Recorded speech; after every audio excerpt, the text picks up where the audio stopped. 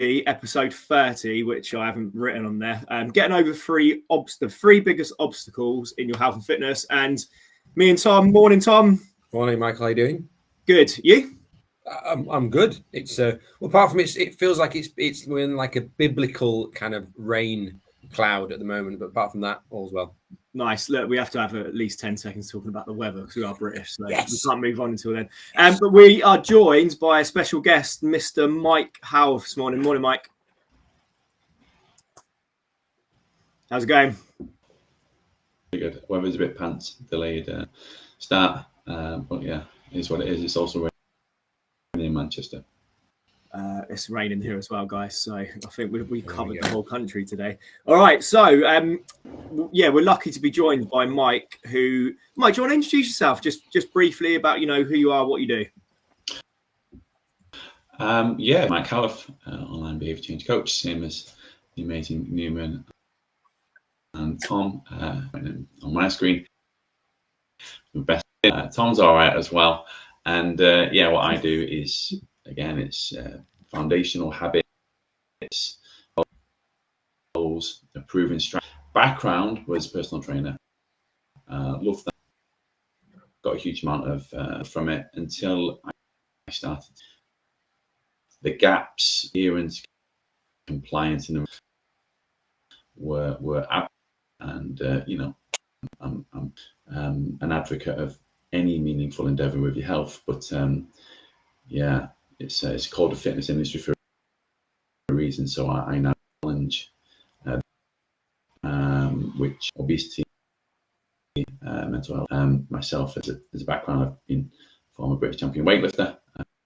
I've been 90. I know what it's like to be out of shape, and I'm happy to be doing what I'm doing now based upon my experience. So that's a bit of an overview, I think. I'll do. What do you think? Yes, awesome.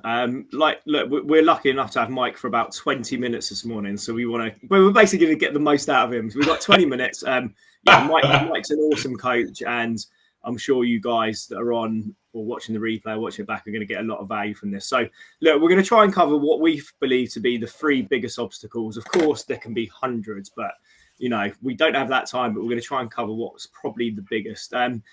Let's go straight in with it for you, Mike. What would you say? I was thinking about this when you mentioned the first. I think an uncommon one. It's kind of an elephant in the room, but a lot of this stuff is it's the link between your stress and how that impacts on your how you function, your metabolism, behaviors, your consumption of poor food choices that are easy to overconsume, specifically being one of them, especially when you have a business, you want to be more, have lots of energy. It's so to put off your health because you've got things to do. Weekend comes one time. So a lot of a good way, before I segue into the stress and sleep, a good way of looking at this is, if I said to you, what's 2 + 2? The answer is 4. But we all know that one wrong answers. And it's the same with health. There's only really one answer: failing. And a failure of me being burned out in Auschwitz when I was a thriving personal trainer, working all out, trying to learn online behavior change coaching, end up in an ambulance with a suspected heart attack due to burnout, was that I didn't do this, which is manage my stress, specifically my heart rate variability, sleep, my energy, everyone else. So if we go into it from if you got the parasympathetic and the sympathetic nervous system. Now, I'm very gung-ho. I'm who what. The sympathetic, I'm not going to say I'm Goggins, right? Stuff done. Now, at the same time, that requires you to use a neurological pathway, which isn't aligned with the digest and the center, finding yourself. That's why, again, if you stress, sleep electrically, and then I'll shut up. When you don't sleep well, your stress goes up. Yeah. When you sleep well. Okay, so what happens caffeine, sugary drinks, poor food choices. That's tapped into. I feel that we're missing a trick, and I don't like to miss tricks. But isn't it the job of men to kind of to work all hours and be stressed out and to provide? Isn't that not the role of men in life? Maybe externally, if we fail to our own needs, then we are not being that we would like to be to those around us, which means that you said can be true and untrue, Henry burning out in Auschwitz. Again, it does depend, but I would empathise with challenging it strongly. Yeah, exactly. I think that is saying, Tom. That's societal pressure of being the provider, the old school, like working all the hours to to bring in the money, building the business, but not looking after your own physical and mental well-being. So I think that's a really good point, actually, Mike, because I think people don't necessarily maybe they do, but maybe they're too stressed to think about it, right? I don't think they maybe have the link between stress and sleep and low energy levels, and this is a problem that I need to figure out. Whereas they go, no, I need the diet plan. Right. Well, the diet plan might be okay. You might eat a little bit better, but if you're stressed up to the flipping hilt, it's like putting a Band-Aid over like a massive gash, isn't it? Essentially. It's funny, and even fixing the stress, like if you take it a little bit further, it's a matter of fixing the thing that's causing the stress. So it's actually, you're not actually fixing the stress, you're fixing it further down the line. And if people are just like I was thinking like a swan swimming away like that under the water and going mad hell for leather all the time, then maybe there's a reason why they're doing that. And maybe there's a feeling of if they stop, if they don't work like that at that level, then who are they? This is all I've been shown. My father did it. And it always reminds me of an advert from the 80s where there was a family and the little girl was drawing a picture. It was like going through the life of the family, and the kids were getting older, and the dad was playing football, but then struggling, and he was getting a bit overweight. And then at the end of the advert, the little girl drew a picture of the family. It had stick people, and he had like a big round belly. And it just stuck in my head as like an image of, okay, that's what that's what a lot of men do.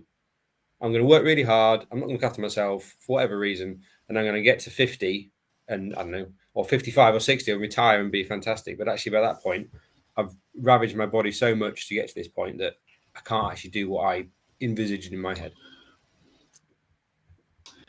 Yeah, advert where the child, his granddaughter, is practicing with kettlebell all year round. Is one that reminds me of having for goal. And if you've not that are watching, it's I forgot who it's for, but in terms of what they're advertising, put it in the link afterwards. He's shameful. He used to be a weightlifter as well, and you figure out at the last minute what he's trying to achieve, and it's because yes, I do know it. Yes, yeah, I do know that advert. Yeah, he's kind of got a kettlebell. He has. Do you know what? It's such a powerful. Can I to that? Yeah, put it in afterwards if you find it now. Yeah. I think a lot of, especially men, like we've talked about the stress and moving forward the business and things like that. I think if you listen to people like Stephen Bartlett, he says he's like a workaholic because of what he didn't have when he was a child.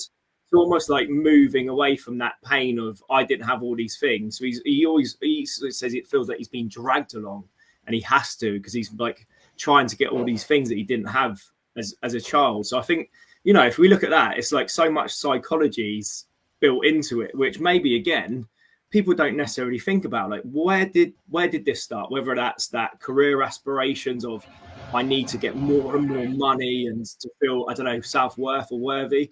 Or even when did the weight gain start? Because sometimes if you can go look back, which we've done with our clients, and go, okay, this is why I started gaining weight. You can kind of have a little bit of understanding and then change the behaviors. Have you seen that of your clients, Mike? You know, when you go back and go, okay, when did it start? What was maybe the trigger? What are the triggers going forwards as well? When you're looking at the kind of origins, what you might call it, or you an anthropological lens rather than an analytical one, then it depends on how far you want to go back. So on a meta level, your values often avoids. So what's in now you have potentially in childhood, and straightforward like V. So your vision for it, again, if we go along with this align, is to have what again what didn't have, maybe as far as, so that's quite a good one. Reorganizing and reform, looking at the unhelpful experiences and weight gain and failure. If someone like I'll speak to me, a dating coach, I like examples that involve dating. I was a dating coach, help someone to find that every single one in their mind of their relationships has failed. Yeah, that's what we bring to the table. We bring 101, so they're going to be critical, they're going to be fearful, they're not going that it's possible, never achieved it. You're damn sure straight that I had to prove myself before my wife, before we got married, because she's been married before. And that's when relationships, wealth, health, or happiness, they're the big four. Talking about, speak to someone on a strategy call, a lot of baggage, physical, emotional, psychological, and it's like that. But yeah, if we go back to that, the values and avoids thing, I like that. It's useful. It's and in terms of being aspirational or goal, you've got to want to achieve that, and it's got to be in line with your highest goals. Simon Sinek says start with why. Now you can look at that from many different goals, but it also start with why. The limbic brain, what increases your serotonin, oxytocin. If you're not excited, enjoying what you're doing, which is also why in business you've always got to set goals, and people always do. It's something that they put off. If I was to give one, why do you think they don't set goals? You think? Well, again, you think it is that fear of failure, all that baggage that gets brought in. Potentially, but when we look, we can go why. For example, the childhood thing, right? Well, parents. Well, what made them the way they are? And again, we can always go back before we know to. All right, but instead of the why, if we focus on the what, it makes it a lot easier. What is it that you want to achieve? What does that look like holding you back? Because again, when you look at logical lens, it's insightful, but it's actionable. We also have to have this actionable, forward facing. Do you know what? Let's have that said. You might not believe, right? That's it. I believe, but now no, and that's okay. Challenging yourself to break down those belief systems, because they're what hold you. If you believe it or not, what's that? Someone throwing that. Whether you think you can or you can't, you're right. Yeah. Awesome quote from Mr. Ford. Yeah. I think you're right about building that vision, but it also, I'm sure you both find it as well. Sometimes people, they said don't believe and actually can't feel it, and actually don't ever think they can. Even that their goal might be, I want to be a bit healthier and a bit fitter, and it doesn't mean anything, and it can be very hard at first to go, actually, what do you want? And they write it down and go, but that's not achievable. And actually, well, it is, like you said, it is. They're all achievable. It's a matter of kind of really believing in it and committing to it. And I think the why is really important, and going, why do I want to do it? And how can I tie that into that future feeling and that person to make sure actually I do it? Yeah, I think people have a lot of fear of failure, but I think another thing people fear is actually fear of success. Oh, yeah. So like, what if I do set this goal? What if I do get there? Like, and sometimes if someone struggled for a long time with their weight, they might be like, who am I to be this person? Because we hear about that a lot as well, right? Like, your identity changes. Who am I? No, just in my head is that someone said to me that I'm the, as I walk in the pub, they go, "Hey, big man, how you doing, big man?" And he's like, "I'm the big man." And so he was so scared. Is actually, when we got down to it, he was so scared that if actually suddenly lost the weight, people would go, "Oh, you're looking ill," and he would no longer be big man. He's been big man for the last 40 years. Identity. Yeah. And it was really, really, really, really strong. But actually, when he was 100% honest, he was like, "I don't want to be big man." It's hard to break that. So I think a lot of people would be listening to this and just going, well, you said 3 biggest obstacles. Just tell us what to do, what to eat, and all these things. Like, I struggle with time. I struggle with all these things. But I think what we're essentially saying is that things have to be looked at probably from a deeper level or zoomed out a little bit. Would you agree with that, Mike? It has to be looked at deeper, zoomed out, really having time to think about, because there's a reason why people fail and try all these different things and don't necessarily move forwards. Does that make sense, Mike? Yeah, definitely. Make me very happy to deliver on set. And biggest things to go back, the stress, and therefore the activation of the system, function, insulin resistance that's caused by not being the blood sugar fluctuations, and the chips and donuts can happen. When you're not focused, when you're not active, because again, guys often won't say they're stressed, by the way. I want to go back to that briefly, especially the business owners, their execs, the CEOs. So the word stress, we're talking about an increased level of cortisol, okay? From a hormonal perspective, not necessarily a sensory or emotional one, because if they're having an evening to sedate and soothe that, then they might not connect with that, and out as in most women, so they might not identify as stressed, busy. They might, again, we used to have a women's coaching program. I studied it reasonably extensive. I'm relatively emotionally aware, but when I hired my coach, I wasn't.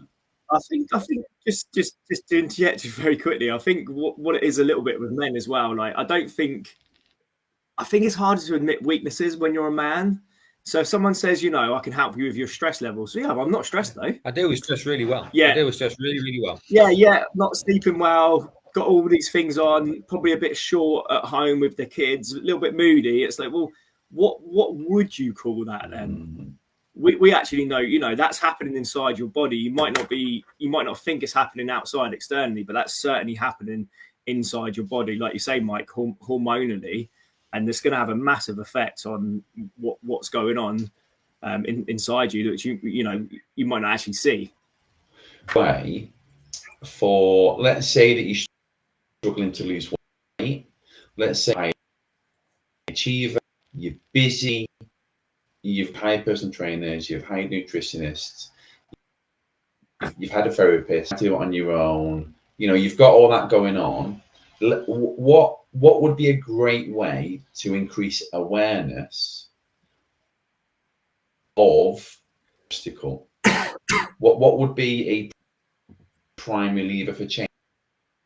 To be able, feel free to use me as an example, but what is this singularity of agree to that point toward? That's how we know if we're on track on it.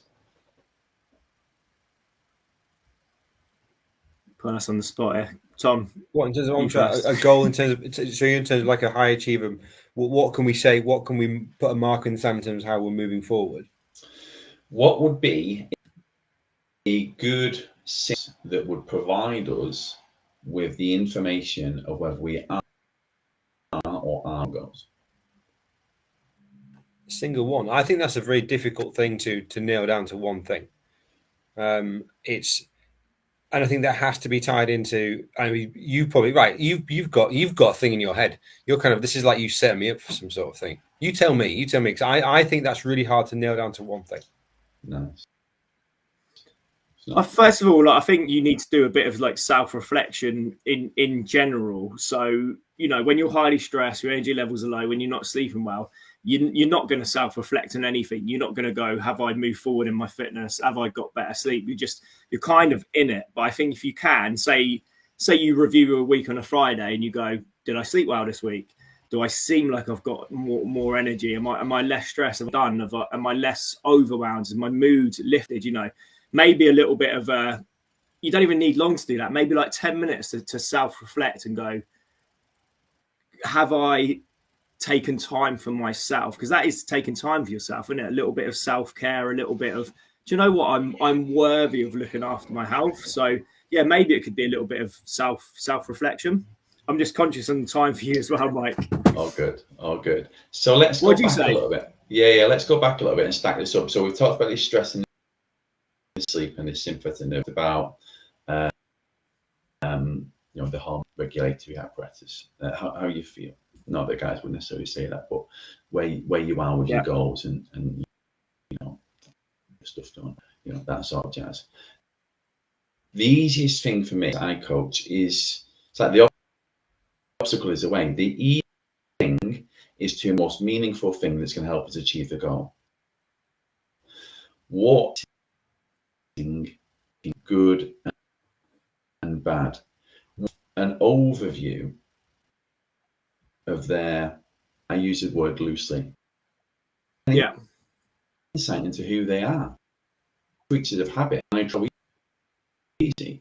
You can monitor your workouts, you can do lots, but the primary lever for change has to be what you consume, not just food, but also society.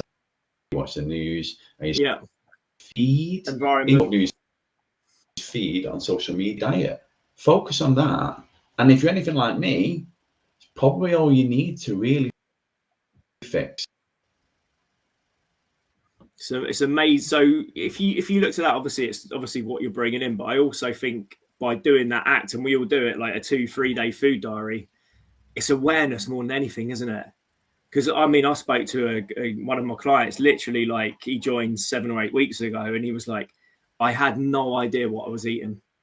And I'm sure he won't mind me sharing because he doesn't know, people don't know who it is, but they were telling me, you know, they'd bring in like a 5-pack of, you know, whatever, Mars bars or things, and he was like, I just eat it at my desk, and like I just didn't even think about it. So yeah, I think that's massive. You know, day one, if you're doing it, and Tom says this all the time, food diary, but don't just write it down. Take photos, like document it, everything, food, alcohol, your coffees. That's going to give you a big awareness. And it's a really easy way to start. It's not complicated. Usually when you say we're going to track your food, it's like, okay, I'm going to have to go and download an app and do all this stuff, and I'm going to have to work out what I need. But actually, no, let's just, I think you said it with awareness. Let's kind of make it really kind of in your face. Okay, this is the reality of the situation. And we're very good as humans of putting little protection around the reality and finding ways of almost forgetting. We don't forget, but almost like, I'm going to push that reality away a little bit, and I'm going to kind of dampen it down. When we increase awareness as well, it enables us to look further ahead. You're in like this building and you're looking out the window, and you can see the local buildings, you can see the cars, you can see down the street. If you increase awareness by going up 1, 2, 3, 4, 5, 6, 7 stories and go to the window, just by increasing that awareness, you can see a lot further ahead. The things that look big now are small, which can be like the cars. That can be like one meal. If you're trying to lose weight, you have one bad meal. It seems like it's a lot bigger than it is. But by increasing you gain more perspective, look a lot further. Again, I'm going to leave you with this. The more success you achieve, the further you can set goals next quarter when you're starting.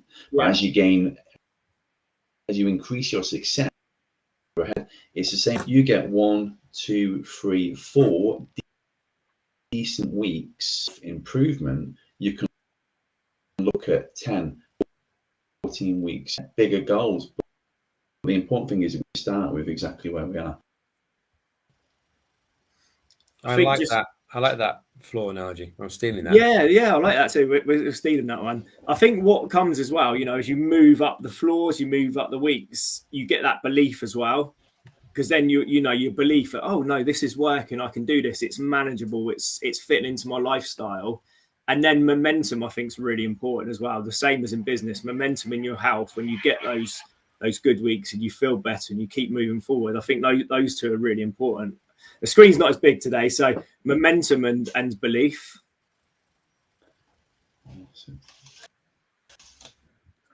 All right. We'll wrap up with another couple of bits, I think, Mike. If I know if you got to go, are you still? Can we keep you, or have you got a call with a client? I jump off, and I'm happy to jump on that to be of use. So maybe we'll chat in the messenger afterwards about next steps. Yes. All right, dude. Thanks, We'll get you back on. Take Cheers, care. Mike. All right. So I actually put this question out into. I actually put the question out into my Facebook yesterday, and a few people got back to me, Tom. So we had someone just said, I'm going to share these. They put it on the wall, so it's fine. They struggle with drinking beer, struggle with hangovers, consistency following a diet / calorie deficit. Someone said boredom. Another person said, being okay with the slow and steady, and then a little bit around like emotional eating. And I think what we should do to wrap up today is kind of just cover that as a whole. Yeah. Is that cool? Yeah, and because that's like we spoke about before, we chatted about it, didn't we? And it kind of maybe comes down to us and kind of when we talk about obstacles, and we could put, I don't know, time, not knowing what to do, and we could choose all these kind of maybe external factors, but actually probably the most important thing and it comes down to us, and we are always the obstacle in our lives, and we always get in our own way.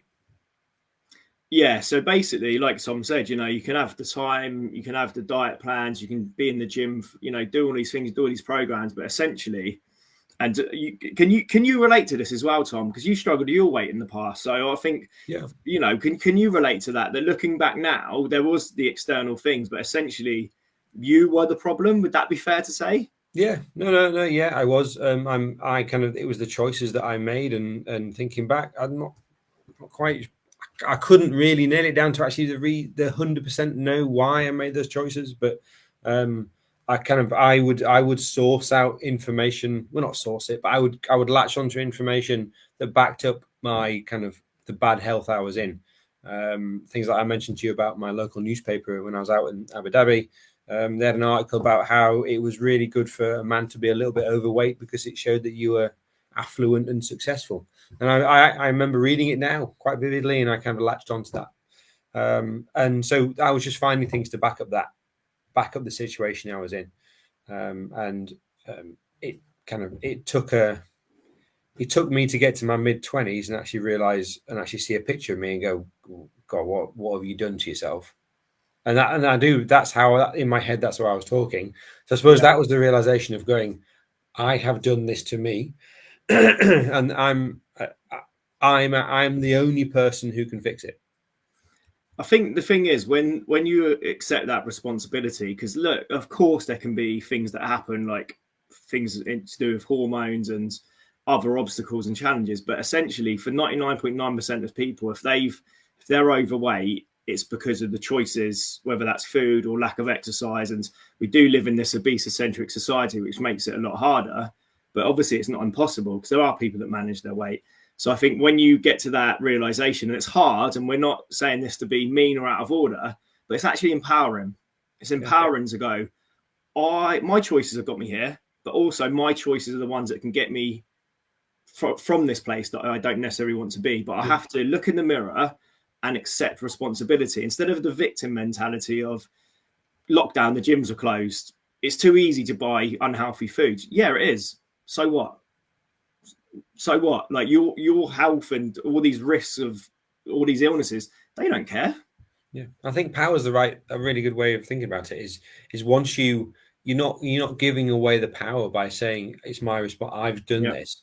You're actually taking back control of it, and I'm in control to to change it. Yeah, I'm in control, and actually that's a really big first step. I can make a change, and whether you get someone to help you do it or not, it's like saying I've done this. I'm in control. I'm in control. I can fix this situation on my own using the choices that I'm going to make now.